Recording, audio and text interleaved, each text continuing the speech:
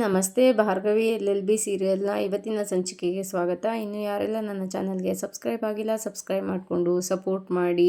ರವೀಂದ್ರ ಅವರು ಮತ್ತು ಅವ್ರ ಹೆಂಡತಿ ಇಬ್ಬರೂ ದೇವಸ್ಥಾನಕ್ಕೆ ಬಂದಿರ್ತಾರೆ. ಅದಕ್ಕೆ ಏನ್ರಿ ಇವತ್ತು ಯಾವಾಗ್ಲೂ ಬರದೇ ಇರೋರು ಇವತ್ತು ದೇವಸ್ಥಾನಕ್ಕೆ ಬಂದುಬಿಟ್ಟಿದ್ದೀರಲ್ಲ ಅಂತ ಅವ್ರ ಹೆಂಡತಿ ಕೇಳಿದ್ದಕ್ಕೆ, ಯಾಕೆ ಗಂಡಸರು ಯಾರು ದೇವಸ್ಥಾನಕ್ಕೆ ಬರಬಾರ್ದಾ, ಯಾರು ಹರಕೆ ಹೊತ್ಕೋಬಾರ್ದಾ ಅಂತ ಕೇಳಿದ್ದಕ್ಕೆ, ಏನು ನೀವು ಹರಕೆ ಹೊತ್ಕೊಂಡಿದ್ದೀರಾ ಅಂತ ಕೇಳ್ತಾರೆ. ಹೌದು, ನಾನು ಹರಕೆ ಹೊತ್ಕೊಂಡಿದ್ದೀನಿ, ನಾನು ಅರ್ಚನೆ ಮಾಡಿಸ್ತೀನಿ, ಕಾಯಿ ಹೊಡಿತೀನಿ ಅಂತ ಹರಕೆ ಹೊತ್ಕೊಂಡಿದ್ದೀನಿ ಅಂತ ರವೀಂದ್ರ ಅವರು ಹೇಳ್ತಾರೆ. ಅದಕ್ಕೆ ನೀವು ಹರಕೆ ಹೊತ್ಕೊಂಡಿದ್ದೀರಾ, ಯಾವ ಕಾರಣಕ್ಕೋಸ್ಕರ ಯಾರಿಗೋಸ್ಕರ ಹರಕೆ ಹೊತ್ಕೊಂಡಿದ್ದೀರಾ ಅಂತ ಕೇಳಿದ್ದಕ್ಕೆ, ನನ್ನ ಮಗಳು ಅಳಿಯ ಚೆನ್ನಾಗಿರಲಿ ಅಂತ ಹರಕೆ ಹೊತ್ಕೊಂಡಿದ್ದೀನಿ ಅಂತ ಹೇಳಿದ ತಕ್ಷಣ ಅವ್ರ ಹೆಂಡತಿಗೆ ಕಣ್ಣಲ್ಲಿ ನೀರು ಬರುತ್ತೆ. ಯಾಕೆ ಕಣ್ಣಲ್ಲಿ ನೀರು ತುಂಬ್ಕೊತಾ ಇದೆಯಾ, ನಮ್ಮ ಪುಟ್ಟಿ ಮತ್ತು ನಮ್ಮ ಅಳಿ ಅಂದರು ಚೆನ್ನಾಗಿರ್ಬೇಕಲ್ವಾ, ಅದಕ್ಕೋಸ್ಕರ ನಾನು ಕಾಯಿ ಹೊಡಿತೀನಿ ಅರ್ಚನೆ ಮಾಡಿಸ್ತೀನಿ ಅಂತ ಹರಕೆ ಹೊತ್ಕೊಂಡಿದ್ದೀನಿ, ಬಾ ಪೂರ್ಣಿಗೆ ಹೇಳಿ ಪೂರ್ಣಿನ ಕರ್ಕೊಂಡು ಮುಂದೆ ಬರ್ತಾರೆ. ಅದೇ ದೇವಸ್ಥಾನಕ್ಕೆ ಅರ್ಜುನ್ ಮತ್ತು ಭಾರ್ಗವಿ ಕೂಡ ಬಂದಿರ್ತಾರೆ. ಭಾರ್ಗವಿ ಅರ್ಜುನ್ ಹತ್ರ, ಅಲ್ಲ ಅರ್ಜುನ್, ನಿಮಗೆ ಸಂಧ್ಯಾ ಕಂಡ್ರೆ ಅಷ್ಟೊಂದು ಕಾಳಜಿನ ಅಂತ ಕೇಳ್ತಾಳೆ. ಅದಕ್ಕೆ ಅರ್ಜುನ್, ಹೌದು, ನನಗೆ ಸಂಧ್ಯಾಗೆ ಅನ್ಯಾಯ ಆಗಲಿ ಅಂತ ನಾನು ಯಾವತ್ತೂ ಕೂಡ ಬಯಸಿಲ್ಲ. ನನಗೆ ರೀತು ನೀತು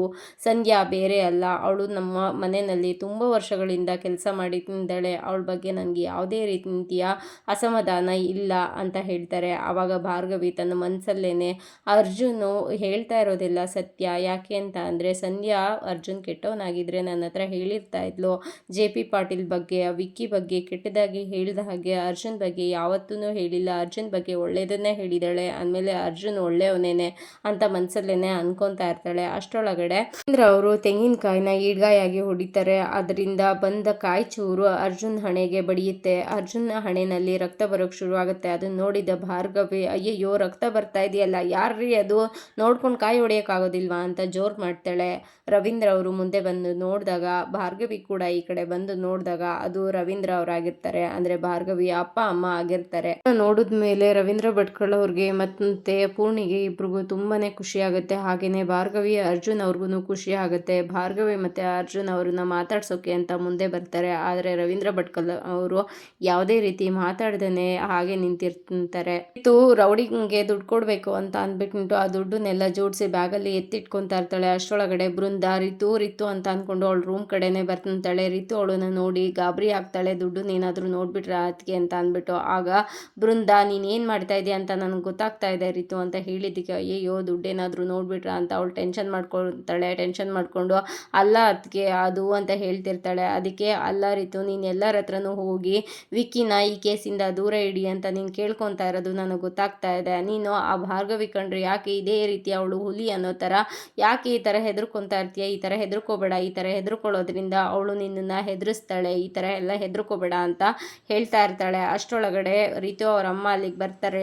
ಬೃಂದ, ನೀನೇನು ಮಾಡ್ತಾ ಇದೆಯಾ ಇಲ್ಲಿ, ಯಾಕೆ ಅವಳಿಗೆ ಇಲ್ಲದೆ ಇರೋ ಸಲ್ಲದೆ ಇರೋದೆಲ್ಲ ಹೇಳ್ತಾ ಇದೆಯಾ, ಭಾರ್ಗವಿ ವಿರುದ್ಧ ಅವಳನ್ನು ಎತ್ತು ಕಟ್ತಾ ಇದೆಯಾ, ನೀನು ಈ ವಿಷಯದಲ್ಲಿ ತಲೆ ಹಾಕ್ಬೇಡ, ನನ್ನ ಮಗಳು ಪಾಡಿಗೆ ಬಿಟ್ಬಿಡು ಅಂತ ಆರ್ಡರ್ ಮಾಡ್ತಾರೆ. ಇಲ್ಲಿ ಅರ್ಜುನ್ ಮತ್ತು ಭಾರ್ಗವಿ ಇಬ್ರು ಅವ್ರ ಅಪ್ಪನ ಹತ್ರ ಮಾತಾಡೋದಕ್ಕೆ ಅಂತ ಮುಂದೆ ಬರ್ತಾರೆ. ಆವಾಗ ರವೀಂದ್ರ ಅವ್ರಿಗೆ ಖುಷಿ ಆಗುತ್ತೆ. ಆದರೆ ಅವರು ತಲೆ ಬಗ್ಗಿಸ್ಕೊಂಡು, ಅದು ನೋಡ್ದೇ ಕಾಯಿನ ಹೊಡೆದ್ಬಿಟ್ಟೆ, ತಪ್ಪಾಯಿತು ಕ್ಷಮಿಸ್ಬಿಡಿ ಅಂತ ಕೇಳ್ಕೊತಾರೆ. ಅದಕ್ಕೆ, ಅಯ್ಯೋ ಇಲ್ಲ ಮಾವ, ಪರವಾಗಿಲ್ಲ ಬಿಡಿ, ಏನೂ ಆಗಿಲ್ಲ ಅಂತ ಅಂದ್ಬಿಟ್ಟು ಅರ್ಜುನ್ ಸಮಾಧಾನ ಮಾಡ್ಕೊತಾನೆ. ಭಾರ್ಗವಿ ಅವ್ರ ಅಪ್ಪನ ಹತ್ರ ಮಾತಾಡೋದಕ್ಕೆ ಅಂತ ಮುಂದೆ ಬಂದು, ಅಪ್ಪ ಒಂದ್ಸಲ ಮಾತಾಡಪ್ಪ ಅಂತ ಗೋಗರಿತಾ ಇರ್ತಾಳೆ. ಆದರೆ ರವೀಂದ್ರ ಅವ್ರಿಗೆ ಮನಸ್ಸು ಕರ್ಗೋದೇ ಇಲ್ಲ, ಮಾತಾಡೋದಿಲ್ಲ, ತಲೆ ಬಗ್ಸಿ ನಿಂತ್ಬಿಟ್ಟಿರ್ತಾರೆ.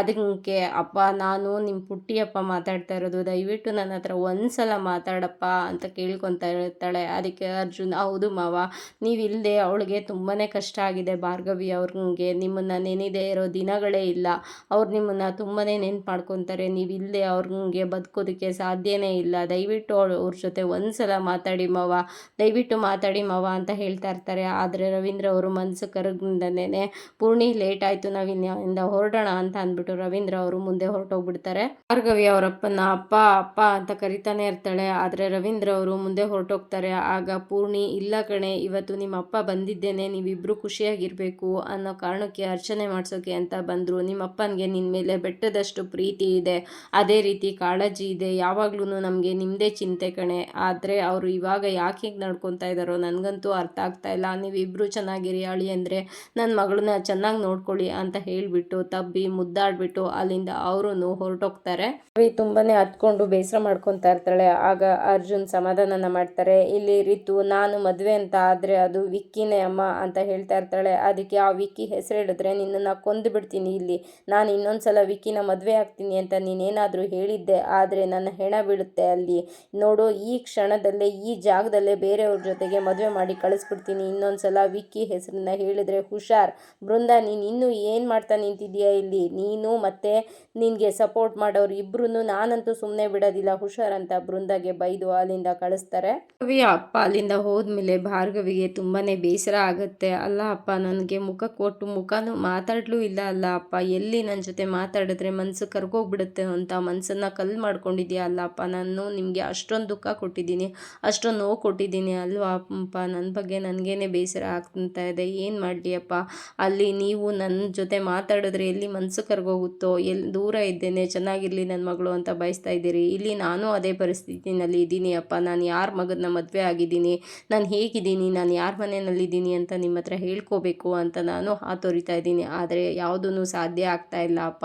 ಇನ್ನೊಂದು ಸ್ವಲ್ಪ ದಿನ ಅಂತ ಯೋಚನೆ ಮಾಡ್ತಾ ನಿಂತಿರ್ತಾಳೆ. ಅಷ್ಟರೊಳಗಡೆ ಅರ್ಜುನ್ ಅಲ್ಲಿಗೆ ಬಂದು ಭಾರ್ಗವಿ ಏನು ಯೋಚನೆ ಮಾಡ್ತಾ ಇದ್ದೀರಾ ಅಂತ ಕೇಳ್ತಾಳೆ. ಕೇಳ್ತಾರೆ.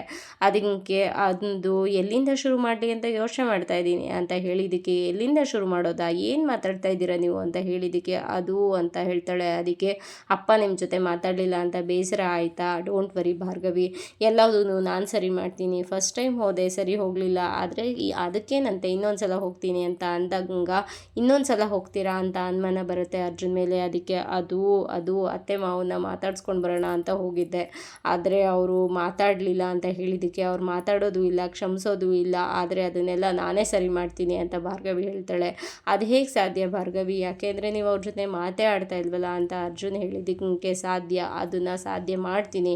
ಕೆಲವೊಂದು ಪ್ರಶ್ನೆಗಳಿಗೆ ಉತ್ತರ ಸಿಗಬೇಕು, ಆ ಉತ್ತರಗಳೇ ತನ್ನಿಂದ ತಾನಾಗೆ ಆ ದಾರಿನ ಸುಲಭ ಮಾಡಿಕೊಡುತ್ತೆ, ನಾನು ಅದನ್ನೆಲ್ಲ ಸರಿ ಮಾಡ್ತೀನಿ ಅಂತ ಭರವಸೆನೇ ಕೊಡ್ತಾಳೆ. ಅದಕ್ಕೆ ಡೋಂಟ್ ವರಿ ಭಾರ್ಗವಿ, ಎಲ್ಲವೂ ಸರಿ ಹೋಗುತ್ತೆ ಅಂತ ಅರ್ಜುನ್ ಹೇಳ್ತಾನೆ. ಅದಕ್ಕೆ ಭಾರ್ಗವಿ, ನಿನ್ನನ್ನು ಪ್ರೀತಿಸಿರೋ ಅಂಥ ಹುಡುಗಿಯಾಗಿ, ನಿನ್ನ ಹೆಂಡತಿಯಾಗಿ ನೀನು ಹೇಳ್ತಾ ಇರೋದೆಲ್ಲ ನನಗೆ ಅರ್ಥ ಆಗ್ತಾ ಇದೆ ಅರ್ಜುನ್, ಆದರೆ ಸಂಧ್ಯಾಳ ಲಾಯರ್ ಆಗಿ ನಾನು ಇದನ್ನು ಮಾಡಲೇಬೇಕು, ನಿನ್ನಿಂದ ಇನ್ವೆಸ್ಟಿಗೇಷನ್ ನಾನು ಶುರು ಮಾಡಲೇಬೇಕು ಅಂತ ಯೋಚನೆ ಮಾಡ್ತಾಳೆ. ಅರ್ಜುನ್ ಮನೆಗೆ ಅಂತ ಬರ್ತಾಳೆ. ಆವಾಗ ಅಲ್ಲಿ ಶಕುಂತಲಾ ದೇವಿ ಅವರು ಅವಳನ್ನ ತಡಿತಾರೆ. ನೀನು ಯಾಕೆ ಇಲ್ಲಿಗೆ ಬಂದೆ, ನಿನ್ನನ್ನು ಯಾರು ಇಲ್ಲಿಗೆ ಬರೋಕ್ಕೆ ಹೇಳಿದವರು, ನಮ್ಮನೆ ಒಳಗಡೆ ಬರೋದಕ್ಕೆ ನಿನ್ಗೆ ಎಷ್ಟು ಧೈರ್ಯ ಇದೆ, ನಿನ್ನನ್ನು ಯಾರು ಇಲ್ಲಿ ಕರೆದವರು ಅಂತ ಕೇಳಿದ್ದಕ್ಕೆ ನನ್ನನ್ನು ಯಾರು ಕರಿಬೇಕು, ಇದು ನನ್ನ ಮಾವನ ಮನೆ, ನನ್ನ ಗಂಡನ ಮನೆ ಅಂತ ಹೇಳಿದ್ದಕ್ಕೆ ಅದು ಹೇಗೆ ನಿನ್ನ ಗಂಡನ ಮನೆ ಆಗುತ್ತೆ, ಆಲ್ರೆಡಿ ಅವನಿಗೆ ಮದುವೆ ಆಗಿದೆ, ಈ ಮನೆಯಲ್ಲಿ ಇಬ್ಬರೇ ಗಂಡ್ಮಕ್ಳು ಇರೋದು, ಇಬ್ರಿಗೂ ಮದುವೆ ಆಗಿದೆ, ನೀನು ಯಾರನ್ನು ಮದುವೆ ಆಗ್ತೀಯಾ, ಅಫಿಷಿಯಲ್ ಆಗಿ ಏನು ನೀನು ಮದುವೆ ಆಗಿ ಬಂದಿಲ್ವಲ್ಲ ಅಂತ ಹೇಳಿದ್ದಕ್ಕೆ ನಾನು ಮದುವೆ ಆಗೇ ಆಗ್ತೀನಿ, ನಿಮ್ಮ ಮೊಮ್ಮಗನ ಕೈಲಿ ನಾನು ತಾಳಿ ಕಟ್ಟಿಸ್ಕೊತೀನಿ ಅಂತ ಹೇಳ್ತಾಳೆ. ಅದಕ್ಕೆ ಓ ಹೌದಾ, ಭ್ರಮೆನಲ್ಲಿದ್ದೀಯಾ, ಹುಚ್ಚಿ ನೀನು ಅಂತ ಹೇಳ್ತಾರೆ ಶಕುಂತಲಾ ದೇವಿ ಅವರು. ಅದಕ್ಕೆ ನನ್ನನ್ನೇ ಹುಚ್ಚಿ ಅಂತ ಇದ್ದೀರಾ, ಬ್ರಾಂದಿ ಅಂತ ಇದ್ದೀರಾ, ನನ್ನನ್ನೇ ಹಾಗೆ ಅಂತೀರಾ ನೀವು, ನಿಮ್ಗೆ ಎಷ್ಟು ಧೈರ್ಯ ಇರಬೇಕು ಅಂತ ಕಿರ್ಚಾಡ್ತಾಳೆ. ಅದಕ್ಕೆ ಕಿರ್ಚಾಡ್ಬೇಡ, ಇದು ನನ್ನ ಮನೆಗೆ ಬಂದು ನನ್ನ ಮೇಲೇ ಕಿರ್ಚಾಡ್ತೀಯಾ, ನೀನೆಲ್ಲೋ ಭ್ರಮೆನಲ್ಲಿದೆಯಾ ಅಷ್ಟೇ, ನೀನು ಈ ಮನೆಗೆ ಮದುವೆ ಆಗೋದಕ್ಕೆ ಸಾಧ್ಯನೇ ಇಲ್ಲ ಅಂತ ಹೇಳ್ತಾ ಇರ್ತಾರೆ. ಅಷ್ಟರೊಳಗಡೆ ಜೆ ಪಿ ಅವರು ಅಲ್ಲಿಗೆ ಬಂದು ವಂದನಾ ಯಾವಾಗ ಬಂದೆ, ಬಾ ಒಳಗಡೆ ಅಂತ ಕರೀತಾರೆ. ನೋಡಿ ಮಾವ, ನಾನು ಈ ಮನೆಗೆ ಬರೋ ಹಾಗಿಲ್ವಂತೆ, ನನಗೆ ಯಾವುದೇ ರೀತಿ ಈ ಮನೆಗೆ ಬರೋದಕ್ಕೆ ರೈಟ್ಸ್ ಇಲ್ವಂತೆ ಅಂತ ಹೇಳ್ತಾರೆ. ಅದಕ್ಕೆ ನಿನಗೆ ರೈಟ್ಸ್ ಇಲ್ವಾ, ಖಂಡಿತ ನಿನಗೆ ರೈಟ್ಸ್ ಇದೆ, ನೀನು ಯಾವಾಗ ಬೇಕಾದರೂ ಬರ್ಬೋದು, ಯಾವಾಗ ಬೇಕಾದರೂ ಹೋಗ್ಬೋದು, ಎಲ್ಲಿ ಬೇಕಾದರೂ ಓಡಾಡ್ಬೋದು, ಆ ರೈಟ್ಸ್ ನಿನಗಿದೆ ಅಂತ ಹೇಳ್ತಾರೆ. ಅದಕ್ಕೆ ನೋಡಿ ಮಾವ ಅಂತ ಹೇಳಿದ್ದಕ್ಕೆ ಅಲ್ಲ ಜೆ ಪಿ, ನೀನೇ ನಿನ್ನ ಕೈಯಾರೆ ನಿನ್ನ ಮಗನ ಬದುಕನ್ನು ಹಾಳು ಮಾಡಬೇಡ ಅಂತ ಹೇಳಿದ್ದಕ್ಕೆ ನೋಡು ಶಕುಂತಲಾ ದೇವಿ, ನನ್ನ ಮಗನ ಬದುಕು ಹೇಗಿರಬೇಕು ಅನ್ನೋದು ನನಗೆ ಗೊತ್ತಿದೆ, ನೀನು ಅದರಲ್ಲಿ ಮೂಗು ತೂರಿಸ್ಬೇಡ, ಹೋಗಮ್ಮ ಒಳಗಡೆಗೆ ಅಂತ ಅಂದ್ಬಿಟ್ಟು ವಂದನನ ಒಳಗಡೆ ಕಳಿಸ್ತಾರೆ. ಅದಕ್ಕೆ ನೋಡು ಜೆ ಪಿ, ನೀನೇ ನಿನ್ನ ಮಗನ ಸಂಸಾರನ, ಸುಂದರವಾದ ಸಂಸಾರನ ಹಾಳು ಮಾಡ್ತಾ ಇದೆಯಲ್ಲ ಅಂತ ಹೇಳಿದ್ದಕ್ಕೆ ನೀವು ಮಾತ್ರ ಪ್ರೀತಿ ಮಾಡೋದು, ನಾನು ಮಾತ್ರ ನನ್ನ ಕಾಳಜಿ ಮಾತ್ರ ನಿಮ್ಗೆ ಅರ್ಥ ಆಗಲ್ವಾ, ಆ ಮನೆ ಕೆಲಸದವಳನ್ನ ನಾನು ನನ್ನ ಸೊಸೆ ಅಂತ ಒಪ್ಕೊಬೇಕಾ, ಖಂಡಿತ ಇಲ್ಲ, ಅಫಿಷಿಯಲ್ ಆಗಿ ವಂದನನೇ ನಮ್ಮನೆ ಸೊಸೆ, ಅವಳೇನೆ ಈ ಮನೆಗೆ ಸರಿ ಹೊಂದೋದು, ಸುಮ್ಮನೆ ನೀವು ಇಲ್ಲದೆ ಇರೋದೆಲ್ಲ ಮಾತಾಡಬೇಡಿ, ನೀವು ಅವರಿಬ್ರು ಒಂದು ಮಾಡೋದಕ್ಕೆ ನಿಮ್ಮ ಹತ್ರ 100 ದಾರಿಗಳಿದ್ರೆ